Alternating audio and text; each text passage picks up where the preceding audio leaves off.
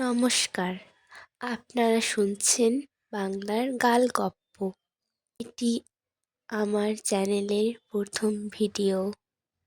আপনাদের যদি আমার গল্প উপস্থাপনা ভালো লাগে তাহলে চ্যানেলটিকে সাবস্ক্রাইব করে পাশে থাকুন আর পাশের বেল আইকনটি ক্লিক করুন যাতে সর্বপ্রথম আমাদের গল্পের নোটিফিকেশন আপনাদের কাছে পৌঁছায়। তাহলে শুরু করা যাক আজকের গল্প ভূত। লেখক বিভূতিভূষণ বন্দ্যোপাধ্যায়। কি বাদামি হতো শ্রীশ পারামানিকের বাগানে। রাস্তার ধারেই বড় বাগানটা, অনেক দিনের প্রাচীন গাছপালায় ভর্তি। নিবিড় অন্ধকার বাগানের মধ্যে দিনের বেলাতেই। একটু দূরে আমাদের উচ্চ প্রাইমারি পাঠশালা, রাখাল মাস্টারের স্কুল। একটা বড় তুঁত গাছ আছে স্কুলের প্রাঙ্গণে, সেজন্যে আমরা বলি তুঁততলা স্কুল। দুজন মাস্টার আমাদের স্কুলে, একজন হলেন হীরালাল চক্রবর্তী। স্কুলের পাশেই এর একটা হাঁড়ির দোকান আছে, তাই এর নাম হাঁড়ি বেচা মাস্টার। মাস্টার তো নয়, সাক্ষাৎ জম।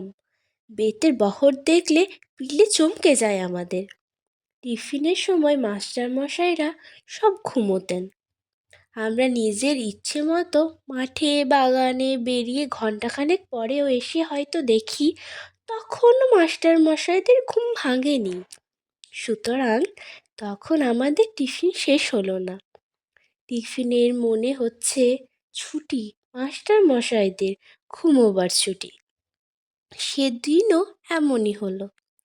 রেল লাইন আমাদের স্কুল থেকে অনেক দূরে।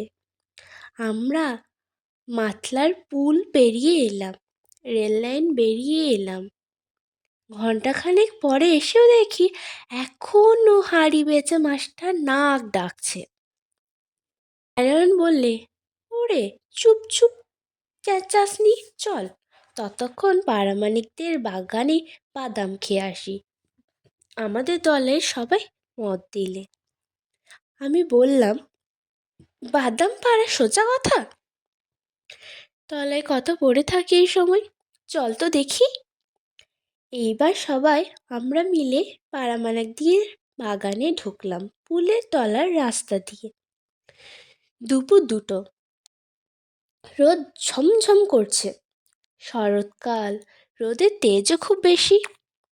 গত বর্ষায় আগাছার জঙ্গল ও কাটা ঝোপের বেজায় বৃষ্টি হয়েছে বাগানের মধ্যে। জঙ্গলের মধ্যে দিয়ে সুড়িপথ, এখানে ওখানে মোটা লতা গাছের ডাল থেকে নেমে নিচেকার ঝোপের মাথায় দুলছে। আমরা এই বাগানের সব অংশে যাইনি। মস্ত বড় বাগানটা, পাকা রাস্তা থেকে গিয়ে নদীর ধার পর্যন্ত লম্বা। পেয়ারাও ছিল কোনো কোনো গাছে, কিন্তু অসময়ের পেয়ারা তেমন বড় হয়নি। ফল আরও যদি কোনো রকম কিছু থাকে, খুঁজতে খুঁজতে নদীর ধারের দিকে চলে গেলাম। বাদাম তো মিললই না। যা বা পাওয়া গেল ইট দিয়ে ছেঁচে তার শাঁস বের করার ধৈর্য আমার ছিল না। সুতরাং দলের সঙ্গে আমার ছাড়াছাড়ি হয়ে গেল। নদীর দিকে বন বেজায় ঘন, এদিকে বড় একটা কেউ আসে না। খস খস শব্দে শুকনো পাতার ওপর দিয়ে শেয়াল চলে যাচ্ছে। কুল্লো পাখি ডাকছে উঁচু তেঁতুল গাছের মাথায়।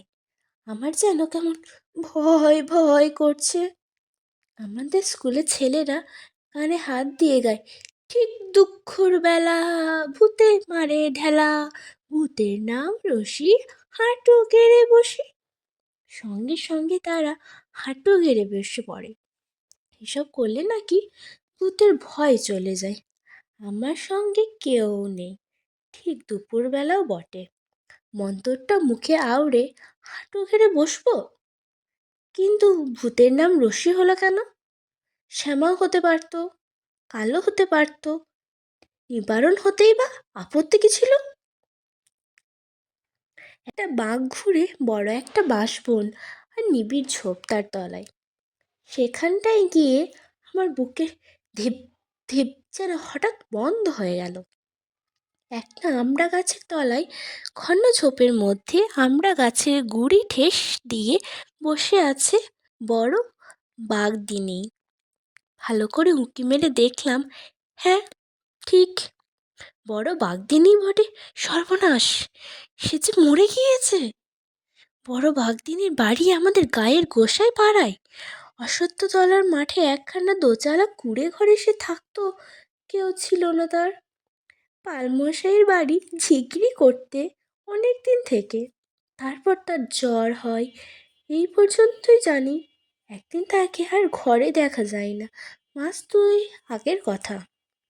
একটা স্ত্রীলোকের মৃতদেহ পাওয়া গেল বাওয়ের ধারে বাঁশবনে। শিয়াল কুকুরে তাকে খেয়ে ফেলেছে অনেকটা। সেরকম কালো রোগা মতো চেহারা, বড় বাঘদিনীর মতো। সকলে বললে জ্বরের ঘোরে বাউড়ে জল তুলতে গিয়ে বড় মারা গিয়েছে। সেই বড় বাঘদিনী আমড়া গাছের গুড়ির ঠেস দিয়ে দিব্যি বসে। আমি এক ছুটে বনবাগান ভেঙে দিলাম ছুট পাকা রাস্তার দিকে। যখন বাদামতলায় দলের মধ্যে এসে পৌঁছলাম, তখন আমার গা ঠক ঠক করে কাঁপছে। ছেলেরা বললে, কি হয়েছে রে, অমন করছিস কেন? আমি বললাম, ভূত। কোথায় রে? সে কি, দূর। বড় বাঘদিনী বসে আছে ঝোপের মধ্যে আমড়া তলায়, সে নদীর ধারের দিকে স্পষ্ট বসে আছে দেখলাম। সে কি রে, তা কখন হয়? নিজের চোখে দেখলাম একেবারে স্পষ্ট বড় বাঘদিনী। দূর, চল তো যাই, দেখি কেমন। তোর মিথ্যে কথা।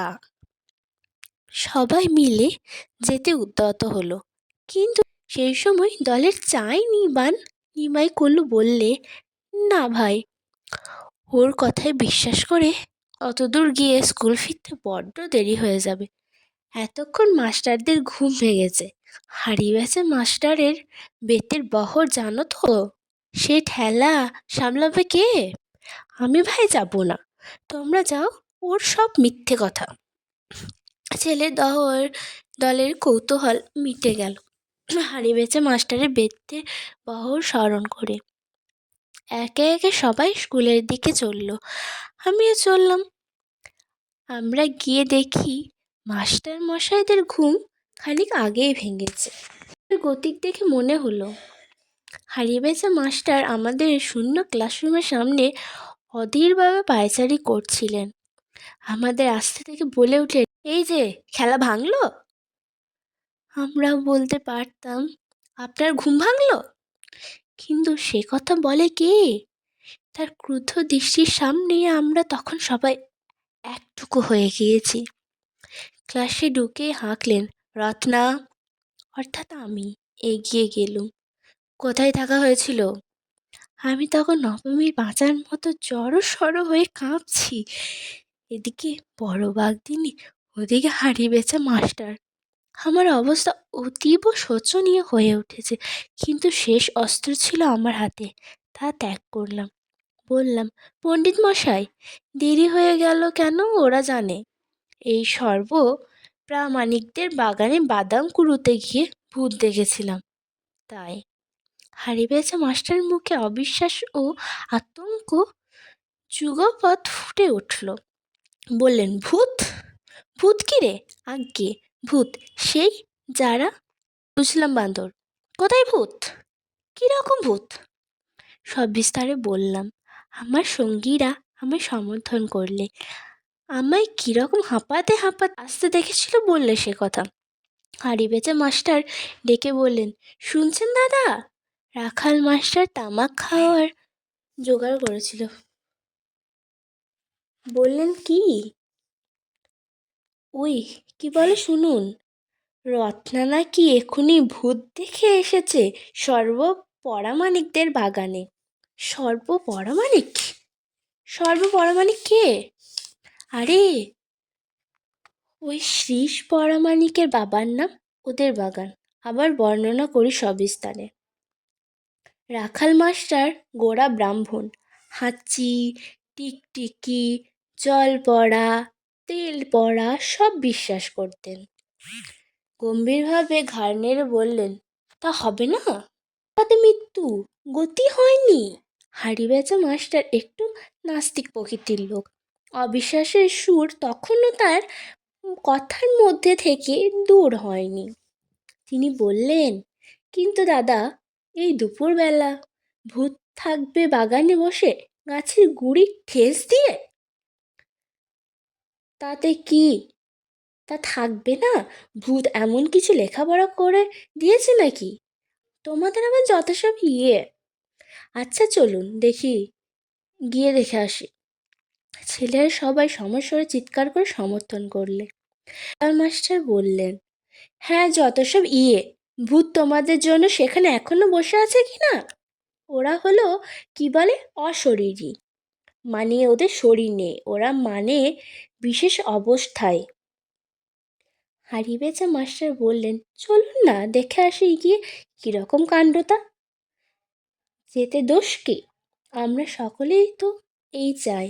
এরা গেলে এখনই স্কুলের ছুটি হবে, এখন সেদিকে আমাদের ঝোঁকটা বেশি। যাওয়া হলো সবাই মিলে। হুড়মুড় করে ছেড়ে পাল চলল মাস্টারদের সঙ্গে। আমি আগে আগে, ওরা আমাদের পেছনে পেছনে।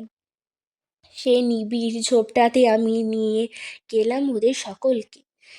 সে দৃশ্য চোখে পড়ল, তা কখনো ভুলবো না। এত বছর পরেও সে দৃশ্য আবার যেন চোখের সামনে দেখতে পাই এখনো। সবাই মিলে ঝোপঝাড় ভেঙে সেই আমড়াতলায় গিয়ে পৌঁছলাম।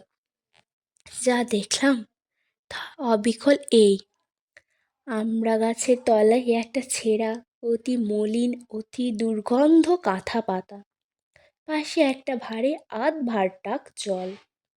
একরাশ আমড়ার খোসা ও আঁটি জড়ো হয়েছে পাশে। কতক টাটকা, কতক কিছুদিন আগে খাওয়া। একরাশ কাঁচা তেঁতুলের ছিবড়ে, পাকা চালতার ছিবড়ে, শুকনো। ছিন্ন কাঁথার ওপর জীর্ণ শীর্ণ বৃদ্ধা বড় বাঘদিনী মরে পড়ে আছে, খানিকটা আগে মারা গিয়েছে।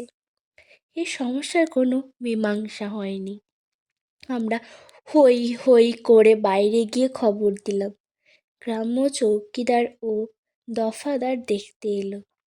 কেন যে বড় বাঘদিনী এই জঙ্গলে এসে লুকিয়েছিল নিজের ঘর ছেড়ে, এ প্রশ্নের উত্তর কে দেবে? কেউ বললে ওর মাথা হঠাৎ খারাপ হয়ে গিয়েছিল, কেউ বললে ভূতে পেয়েছিল। কিন্তু বড় বাঘদিনী মরেছে অনাহারে, শীর্ণতায় ও সম্ভবত আশ্বিন কার্তিক মাসের ম্যালেরিয়ায় ভুগে। কেউ একটু জলও দেয়নি তার মুখে। কেই বা দেবে এ জঙ্গলে? জানতই বা কে বড় বাঘদিনীর এই আত্মগোপনের রহস্য? তার সঙ্গেই পরপারে চলে গেল। শেষ হলো আজকের গল্প ভূত। আরও নতুন নতুন গল্প পেতে আমাদের চ্যানেলটিকে সাবস্ক্রাইব করে পাশে থাকুন, আর পাশে থাকা বেল আইকনটিতে ক্লিক করুন, যাতে পরবর্তী গল্পের আপডেট সর্বপ্রথম আপনার কাছে পৌঁছতে পারে। ধন্যবাদ।